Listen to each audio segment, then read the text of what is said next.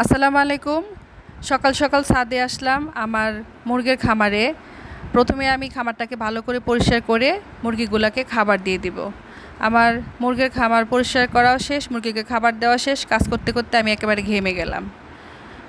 এখন আমার একটু বাইরে গাছের কাজ আছে। আমি আমার একটা পেঁপে গাছের ডামের মধ্যে থানকুনি গাছ লাগিয়েছিলাম। তো এটা আমার কাছে অনেক ঝামেলার মনে হয়। আমার মনে হয় আমি পেঁপে গাছটাকে ভালোভাবে খাবার দিতে পারতেছি না এই থানকুনি গাছের জন্য। তাই এগুলাকে আমি আলাদা করে অন্য কোথাও লাগাবো। কাজটা অনেক কঠিন, আপনাদেরকে আমি একটু শর্ট করে দেখাচ্ছি। তো আমার হয়ে গেল থানকুনি গাছটা আলাদা করা। থানকুনি গাছটাকে এখন আমি আমার ওই নির্দিষ্ট জায়গায় ট্রের মধ্যে দিয়ে দিব। তো ট্রের মধ্যে দিয়ে ভালো করে মাটির মধ্যে লাগিয়ে দিব। আমার হয়ে গেল থানকুনি গাছ লাগানো। ভালো করে মাটি দিয়ে দিচ্ছি যেন এটা ভালোভাবে হয় এখানে। তো এবার আমি কিছু গিমাই গাছ নিয়ে আসছি। এটা আমার অনেক পছন্দের শাক।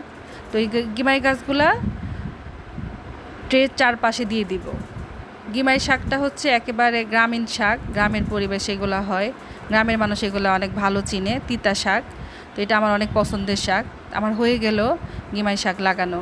এবার আমি একটা লেবু গাছের কাছে যাব। আমার কাগজি লেবু গাছ আছে, ওইখান থেকে আমি টাটকা লেবু সকাল সকাল পারবো, কারণ আমি বাসায় নিচে যেয়ে আমি লেবু জল খাবো। এই লেবু জল খাওয়ার জন্য আমার এই কাগজি লেবুটা দরকার। আমার হয়ে গেল লেবু পাড়া। এখন আমি বাসায় এসে ফ্রেশ হয়ে একটু কালো জিরা খেয়ে নিলাম। আপনারা তো জানেন কালো জিরা হচ্ছে সর্বরোগের ওষুধ, একমাত্র মৃত্যু ছাড়া সব রোগের ওষুধ হচ্ছে কালো জিরা। এটা আমার কথা নয়, এটা মহানবী সাল্লাল্লাহু সাল্লামের বাণী। তো আমার কালো জিরা চাবাইতে চাবাইতে, মানে আমি কালো জিরা খেতে খেতে আমার লেবু জল তৈরি করা হয়ে গেল। লেবুটাকে চিপে একটু ঠান্ডা পানির মধ্যে মিশিয়ে তারপর একটু কুসুম গরম পানি দিয়ে আমি লেবু জলটা খেয়ে নেব। লেবু জল খেলে আপনি দীর্ঘদিন পর্যন্ত ইয়ং থাকবেন, মনে আনন্দ ফুর্তি থাকবে।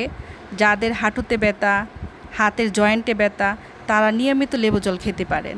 লেবু জল কিডনির স্টোনকে গলাতে সাহায্য করে। ধন্যবাদ আমার সঙ্গে থাকার জন্য। দেখা হবে পরবর্তী ভিডিওতে। আল্লাহ হাফেজ।